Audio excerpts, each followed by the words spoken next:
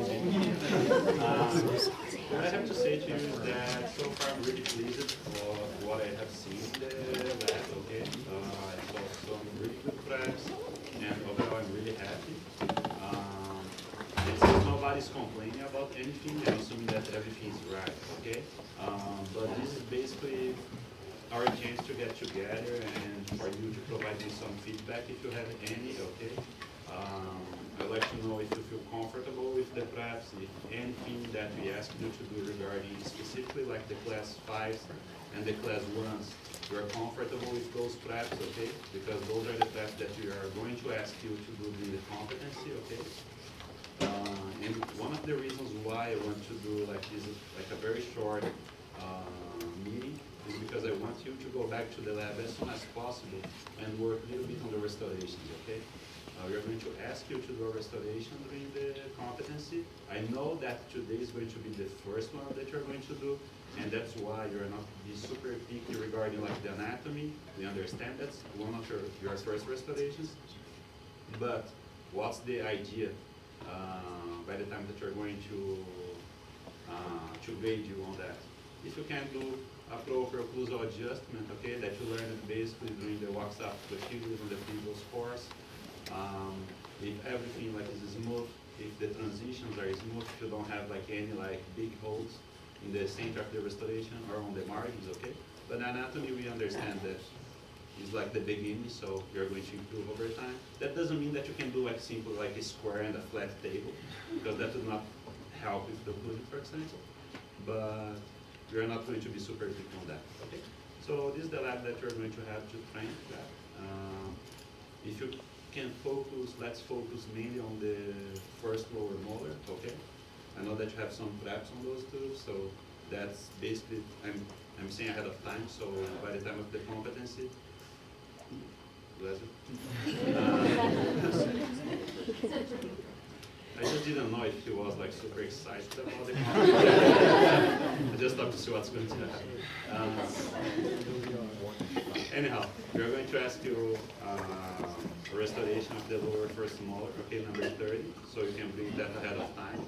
Of course, we're going to bring that prepared already, okay? But we're going to touch base a little bit on that later, okay?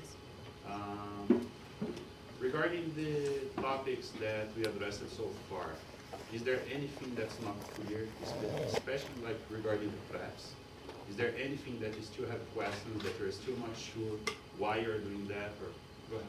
So some of us are still behind on ours. We're hoping to get to date. So with the restorations, how are we going to be able to get to that? Okay. For the restorations, basically, how many people are like behind? Because as I saw, most of you are basically on time. For those of you who are not, please let me know, and we can probably get together on next Thursday. But I really would like to see you training some restorations today, okay? But regarding the preps, I can finish to grade the preps, for example, next Thursday. It's okay for me, okay? We can accommodate. Except if everybody starts to be behind time, so that would be too much. Regarding like the preps, why we are doing that, like the sequence of preparations, the measurements that we are asking you to, is there anything that's not completely clear for you, why you're doing that, or how you're going to do that? Is there anything that, go ahead. For next Friday, are we bringing practice, but do you want like the narrow, like the regular one or the wider? Okay, the regular one. You can show to me by the end of this session or to any of the other instructions of other instructors, okay? And we are going to say, okay, this is suitable for that, okay? But it's on number 30. So for the competency, it's not on the preparation yourself, it's on the next restoration? We did both. So we have 2 preparations to do and 1 restoration, okay? But you have like 3 hours and a half for that. Anybody? I'm sorry, just to clarify, Go ahead. so today we could get like 2 preps ready and then show you one, like if this is good, and then we'll use that to restore for the competency? Yes, basically. Okay, and then, okay. Is it a one-off, so we have 2 teeth that we're prepping, and that's it, so if we mess up one, like with the drill, we don't have like a backup at all? No, you can bring extra ones, but I'm going to touch base on that. Okay, so in during the competency, if, as long as you have one that's a hit within 3 hours, it's okay, or you only get one chance? And So if you mess up with the tools that you're preparing, just have a backup one, you're going to, okay, that was the last slide of today, but let's just reverse the order.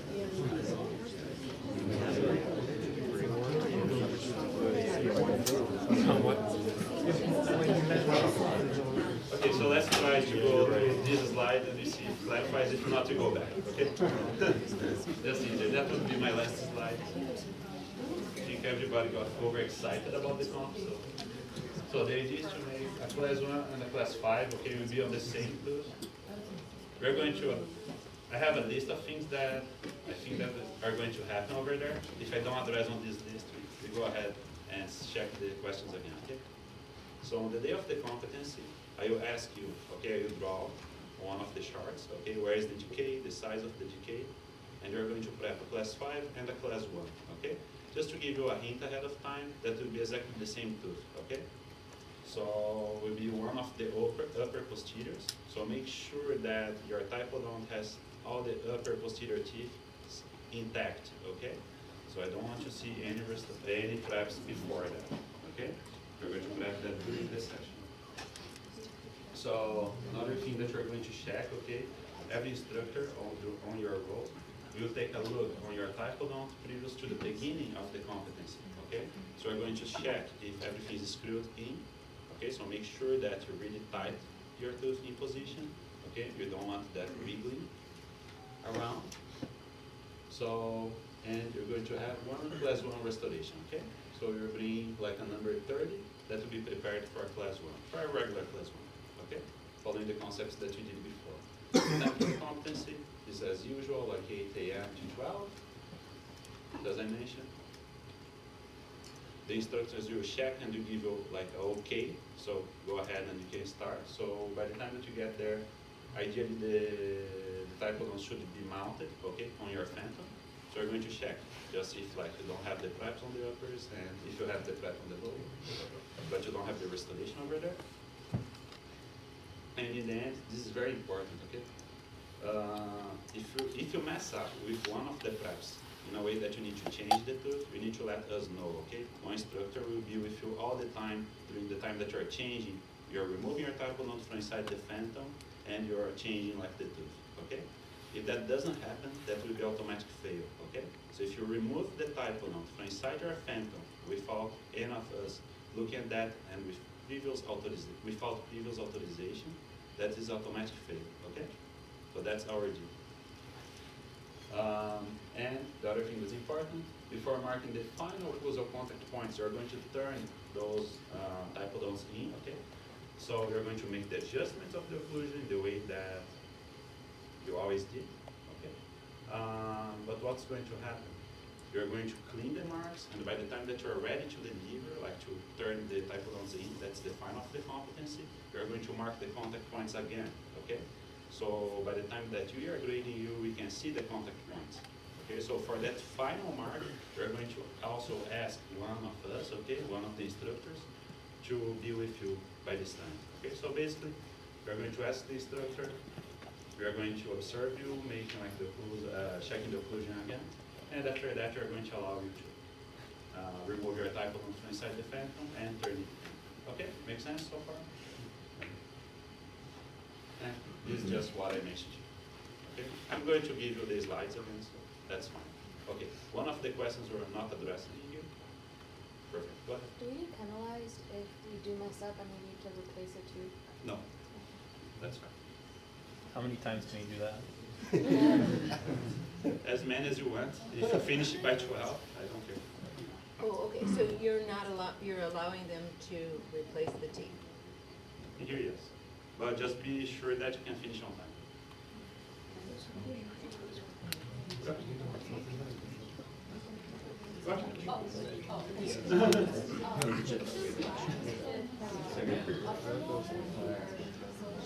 No, it will be posterior. But they'll tell you on the day if it will be like the first or the second molar or the first or the second tooth. Okay, that will be on the day of the Is there practice outside the, are we gonna do the competency inside the, Well, you're right. or on the, yes? Like the- Fire practice, the restoration outside. So are we gonna do it in the mountains? So every time we're gonna replace the tools, we have to call an instructor Yes. to be next to us, because we have to take all the tabs off. Yes. At any point, again, if you remove the typodon without us around you and we see that, it's automatic fail, okay? If you can do that without us seeing you, we should be fine. Okay? Dr. J? Yeah. No, there's a question here. Ah, okay. So are we gonna get like a grading criteria sheet to see like what you're looking for exactly? But it's exactly the same as we graded you so far, but yes, I can provide that. Oh, do you just grade all of them, or do different professors look for different things? Different professors, so what we usually do, we divide, like the grading criteria is several different points, and everybody grade everybody, like for different concepts. So for example, I can grade the restoration sometimes, and Dr. J will grade some parts of the preps, some of the other instructors will grade other parts. Usually is how we do it. It's just the same as we've done in the dental anatomy Yeah. course. You know, so if you get someone who's kind, you all get the same benefit. It's the same word. So when you said that we're checking the occlusion on the, I guess, amalgam restoration. How are we gonna end up doing that? Because the amalgam's not gonna be fully set by the time the competency is done, so we can't really do an occlusal reduction, can we? You can. Actually, if you remember from the lecture, what I mentioned is that you cannot ask the patient to bite too strongly, too heavy, because if you have like a really high contact point that might break, doesn't mean that you should not adjust. Yeah. Okay, you need to adjust and make sure that you don't have the excess of amalgam really. Okay, so the contact points that you're looking for is either like contact points entirely on the structure. Okay, it can be on the amalgam as well. The only part that should not be is touching like the margins. Okay, the interface between the tooth and the restoration. Okay, remember from the lecture that I gave. Again, if you want, we can go through that again to that part. So that's one of the parts. And again, should not be touching only, for example, on the tooth that you restored. Should be touching also the adjacent tooth because supposedly the occlusion of your typodon is good. Okay? With that in mind, what would you suggest for occlusal reduction? You can use basically any diamond board. Doesn't really matter. And then, one other question, do we need to place a rubber again, or? No, you didn't learn how to do that. So not this time at least. Go ahead. So, occlusal lingualis will not be in the comp, right? No. Okay. It will be either a class 1, a regular occlusal class 1, and a class 5. So we have only done, for the maxillary, we've only done the class 1s on the premolars, so. That's not true. And class 5.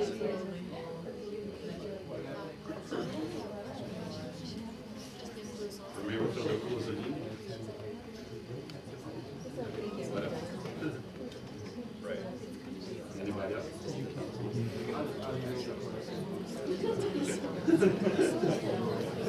Okay, guys, anybody else? Is there anything that's not clear? We need to bring ourselves What? for the occlusal. I could not hear Do you. we sir. need to bring like articulation Oh, okay. paper or not? Do you have that on your? Yes, they have it, They yes, have yes, it, yes. right? Yeah, Yeah, you so should have it's- articulation with it. You should have all of the instruments that you would use out for the competency, nothing else, because you should be prepared for the examination, have all this stuff out, you know, and if you forgot something, you need to, again, call one of us over and say, oh, Dr. J, I forgot to take out my condenser, I'm going into my drawer, can you know, okay, everything the way you would for a competency. Thank you. Anybody else? So for the, by the competency, we only have to get the class 1 and class 5 done, right? So if we're not done with there is no occlusal link on the competency. It will be a class 1 and a class 5, the preps, and the restoration of a class 1. Okay. Anybody else? Is there anything that's not clear, guys? No? Okay, everybody's okay with that? I think Rama was asking if we need to have our sheets checked off for the occlusal lingual specifically, or if it's okay if we don't have it done. Okay. For this session, Yeah. You should, if you did not, show me by Monday or Tuesday of next week. Okay? Monday afternoon and Tuesday morning. Tuesday, ideally from 9 to 10 would be perfect for me. Because I have to leave at 10, so usually I get here earlier. So from my office. And I'm also available in the afternoon on Monday after school. Thank you. We can find. It can be enough. Okay. I was wondering which class 5 for us was in retention walls for? No, you don't. It's okay. It would be like a geograph. So we taught you just to make like the additional retentions just when you have like the bigger one. Okay. So we didn't train that enough to ask you. So you don't have to do So it's okay. You don't need that. But all the paths are going to be prepared for ideal. Okay? So make sure that you review the lectures to see like the dimensions that we asked for. Okay. I think everybody got the idea. So since we didn't do a lot of quizzes so far, I did a different version of that. So let's see if it works. So instead of giving you the sheets, we can go through that together. Okay. Let's see if it gets better or worse. So you can give me the feedback by the end of the okay. So they're just compilation of like quick questions, okay? There is basically the idea of the quiz that you had before, this kind of the idea of the questions that you're going to ask you during the competency. So that's basically the level of questions that we're going to have, okay? So they're very straightforward. There's not a lot of tricks in here, okay? So all the answers are very straightforward, and usually not, all the time they're going to be on the lectures as well, okay? So, for upper molar, okay, the post-lingual preparation, by definition, must include what?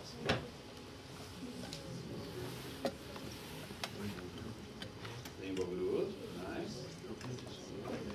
What else? What do you need to be occlusal cavity? It could be, but sometimes the mesial it will extend and be almost like a class 2. So what's a little bit more? The central group, right? So it makes sense. So you have like a cavity that is on the occlusal, and you're going to have something that's on the lingual as well. Okay? Not necessarily they will be connected, okay? But of course by the exercise that we did, always will be connected. Okay? So it's exactly the same prep that you did. Remember? So if you have at least that, you are fine. Sometimes, of course, you're going to extend through the mesial, you're extending through the oblique ridge sometimes. So there are variations of that. But to be occlusal lingual, you need at least the involvement of those bits. Make sense? That's easy, straightforward. Kind of. Okay. The same idea here. So if you have the same occlusal lingual preparation, but now we're undermining the oblique ridge. What of those is true? What of those are true or is true?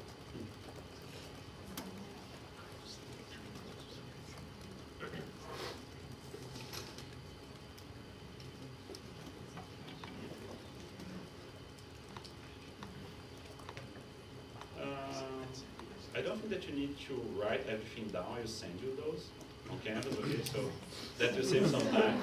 So just let's try to focus on reading that and try to answer and understand why we're answering that way. Okay, I will send this question for you on Canvas. It doesn't matter.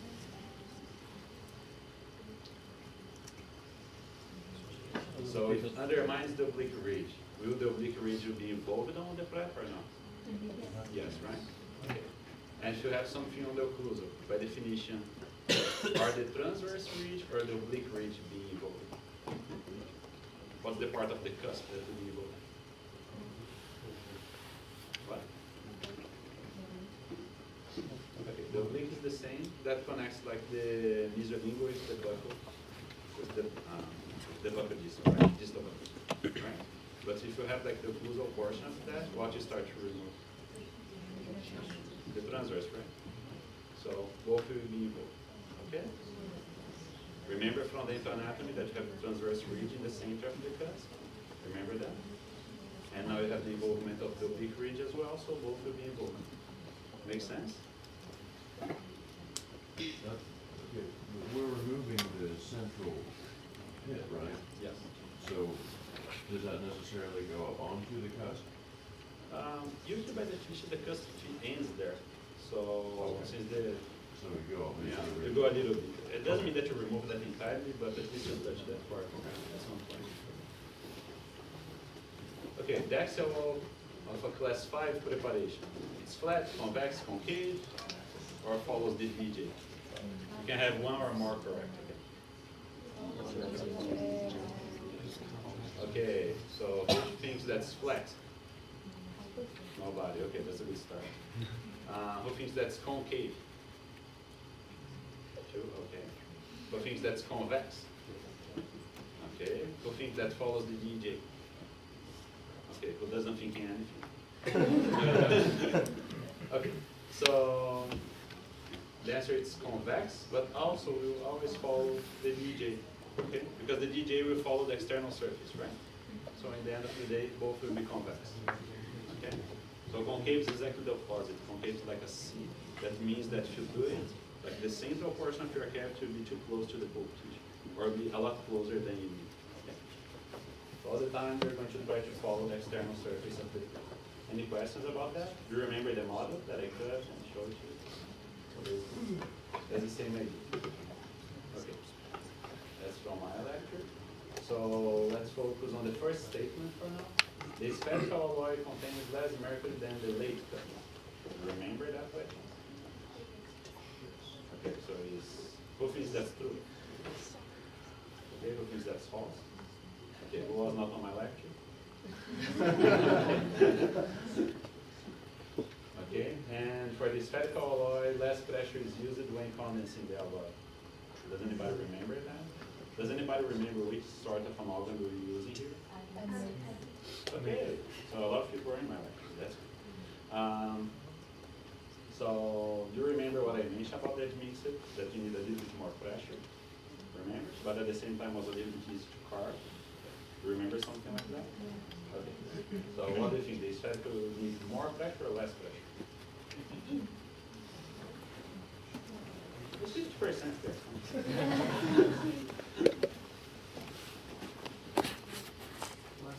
So thinking through it, if it has more mercury, then it has a greater percentage of liquid phase, Okay. right? So if it has a greater percentage of liquid phase, it's going to spread out a little more easily, right? I like the way that you think, but you're just considering like the way that you have the particles inside the alloy. The problem is the way that those are like big particles. So being big particles are really harder to condense. That's why they need more mercury, because they're not well distributed. So for the material to crystallize, they need a lot more mercury just to be able to coat all the surface of the metal. So that's why it's a little bit more tricky. Okay? When you have think about, I have a box, okay? So I'm trying to place a lot of rectangles, a lot of these things inside the box, okay?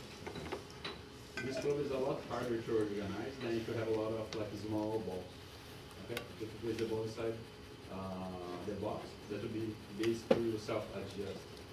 So the effort that I need to do to organize that inside my box a little bit less, a little bit lower. Okay? And because of that, also since all the particles are similar sizes, I need less mercury because they are easier to coat. Okay, makes sense? So even though the other has a greater degree of liquidity or viscosity, it's actually harder to, Yeah. because of the nature of it. Yes, exactly. But for example, in the past, what happens is that people mix the mercury and the particles like manually, okay? So they were not like on capsules in the past. So that's why you should change the amount of mercury. And in fact, what you're saying is true. Like if you take the same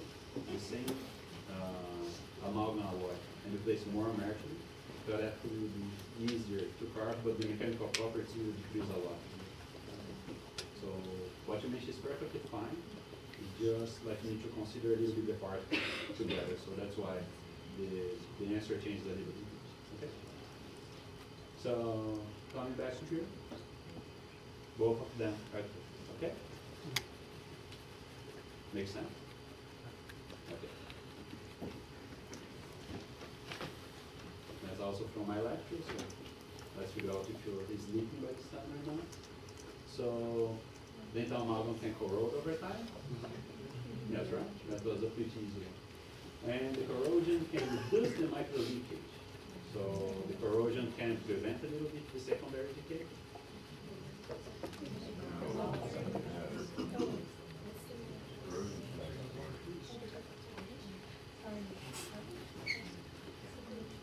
Okay, so that was a little bit tricky. Okay, as so the corrosion itself, it will prevent, okay, a little bit the secondary decay. What's the problem with the corrosion that you mentioned that will get worse? And in fact, you're right on that. If you have like a big corrosion on the margin, that will not exactly prevent because now you have like a big gap over there, okay? But that's why I mentioned also that it's really hard to find secondary decay below an amalgam, okay? Except if you have the margins compromised.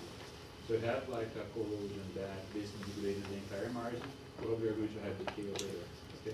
But you have corrosion like on the occlusal surface, nothing will happen probably below that, okay?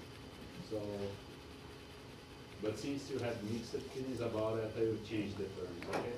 So, this is one of the questions that was not placed there. Go ahead. Actually, I think it's good to have the question because these are the type of board questions that are on part 2 of the boards.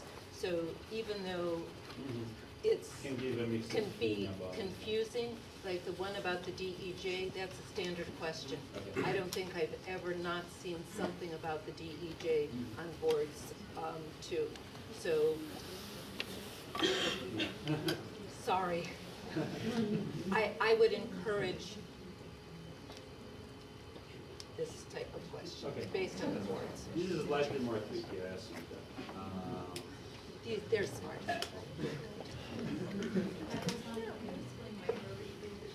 Yes. Microleakage is this.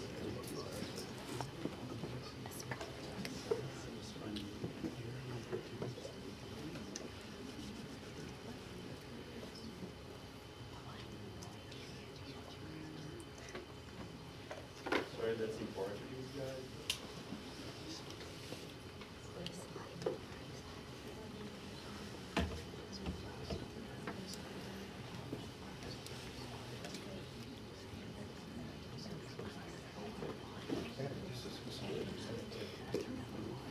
Okay, you can see that. So this part is micro, okay? What that means? This tooth that was one of my research from my PhD.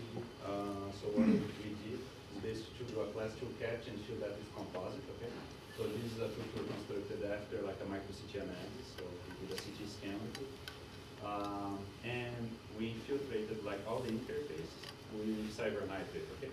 So the cybernitrate is the part that is reconstructed over there, okay? That's a little bit in reddish color. So what that means? That had like, we have these small gaps over there that allows some liquids to get through, okay? We use like a tracer for the research itself, but of course the bacteria also can leak over there, like the subproducts of the bacteria can leak over there, okay? So the problem with composites is that usually that microleakage will start to degrade the composite. For the amalgam, that will also happen, but since they corrode, at the same point, like it kind of counterbalance that fact, okay? So microleakage is basically the infiltration of liquids or bacterial fluids inside the, not inside the restoration, but at the interface between the restoration and the capture plan. Okay? Would corrosion create these, like tiny fissures in the amalgam restoration? Yes, this is a composite, so that's the only difference here. It could, but on image like that, you're not going to be able to see because the amalgam is completely like opaque as well. So for the research purpose, we will not show that. Regarding the micro-leakage inside the amalgam, if you have like small cracks, technically we could have, but micro-leakage by definition will be a danger case. Okay. And since like they have like the corrosion products over there, even if you have a little bit of micro-leakage, usually you're not going to have like a bacteria go over there, except if you have like a huge gap. Okay. Clear? Have I made myself clear? Okay. Let's go back to the question.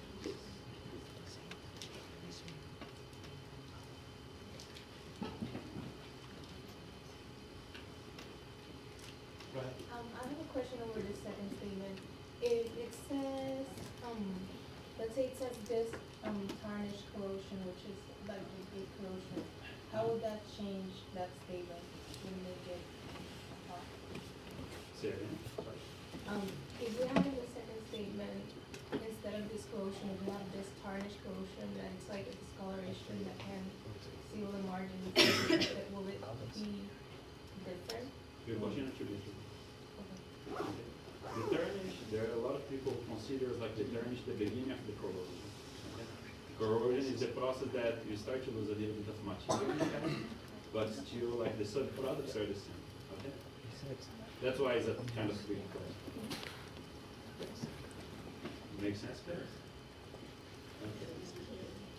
Next one. The axial wall, the floor of a class 5 amalgam preparation will be located at a minimum of. So who thinks that will be at the DJ? No? Okay, perfect. So the depth.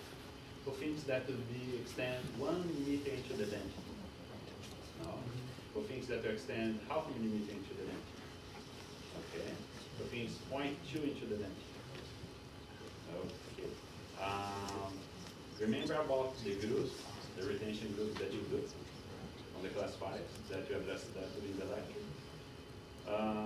How far away from the DJ it should be? Does anybody remember? No? Okay. The problem is that every time that you think about retention grooves, okay, is it should be all the time in dentin, okay? If it's at the DJ or in enamel, that will break. Okay, the enamel will break. So I think this is the proper answer, okay? So you extend about 0.5 millimeters into the dentin. That's the space that you need from the DJ to be able to place any additional retention, okay? And also give like the thickness that you need for the amalgam, okay? 0.2 is too little, so by the time that you place the groove over there, it's too close to the DJ and probably going to fracture the enamel that's outside, okay? That's valid for both the class 5s and for the class 2s in the future, okay?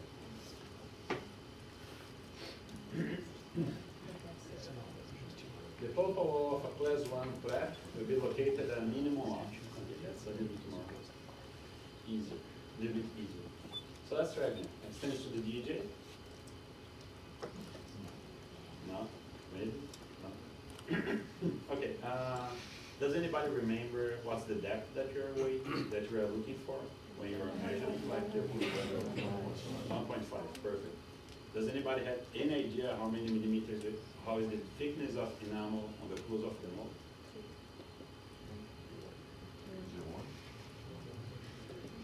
About a little bit more usually, okay? But of course it varies from patient to patient, so it's not like a very like specific data, but okay. If you have about one of enamel, okay? And you have one more of dentin, that's a little bit too deep, right?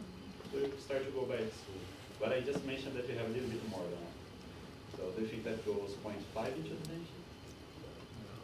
It could be, but starts to be a little bit too deep, okay? By definition, say 0.2. Again, will depend a lot on the patient, but if you look to the books, you show 0.2, okay? So that's on the slides, and also the kind of board question that Dr. D was mentioning about, okay? So, and then usually the enamel will range from like 1.3 to 1.6, okay? So you want to measure like 0.2 from the dent, okay? And 1.5 from the lowest cover surface end, okay? So those answers can complement themselves. Go ahead. So if you took the bell curve average where the enamel is 1.3, so if you go 1.5, then that's where you get the 0.2. Yeah. Is that what you're talking? Yeah. So that's mathematics that somebody created. Yeah, you just. Described on the book. And I think that's one of the lessons. On class 1 for amalgam, which of those are true? So we think external walls are convergent to occlusive. What are external walls? The surrounding walls, right? Okay, good. So are they convergent to occlusal? They're divergent to occlusal? And the facial and the lingual are in the facial and the lingual, The facial and the and lingual. then the mesial and the distal are supposed to be a little bit divergent. Okay, so the meso and the lingual is the part of a tricky question as well, okay? So the meso and the lingual, they can be convergent, they can be parallel, and they can be divergent. Okay, so by definition, this statement is true, except if, how do you position like the meso and the distal walls, okay? That will depend on the thickness that you have on the marginal crest, okay? So if you have a lot of tension over there, if you have a lot of structure on the meso and the distal, you can still keep them convergent to occlusal, okay? If you have like just a little kind of small thickness, like about 1.5 millimeters, you start to diverge because otherwise you create an undercut on the base of the marginal crest, and you take the risk of getting like undermining the enamel over there. Okay, makes sense? I can.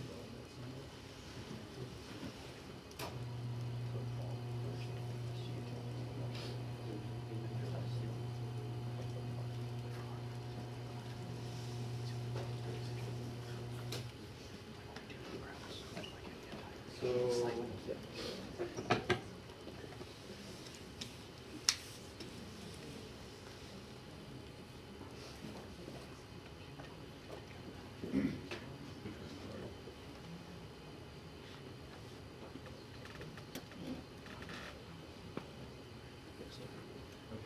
so pretend this one is a first molar, okay? I know that the drawing is not good at all. We get that. So this is the focal flora. This is the focal flora. Looks like an mirror. Okay, anyhow. Since you have a lot of space in here, okay, on the marginal crest, what happens? If I create an undercut in here, I'm not like undermining this part of the marginal crest too much, okay? So I could do that, improve my retention, okay? What happens if I start to come a little bit too close to the marginal crest?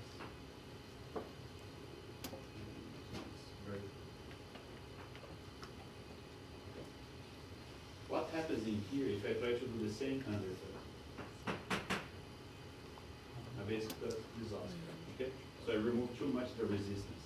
So in that case, for example, it's impossible for me to do undercut there, okay? To place those margins converging to the occlusal. So in those cases, I can either do sometimes parallel, okay? To keep the proper thickness in here, okay? Or I can get a little bit of convergence over there.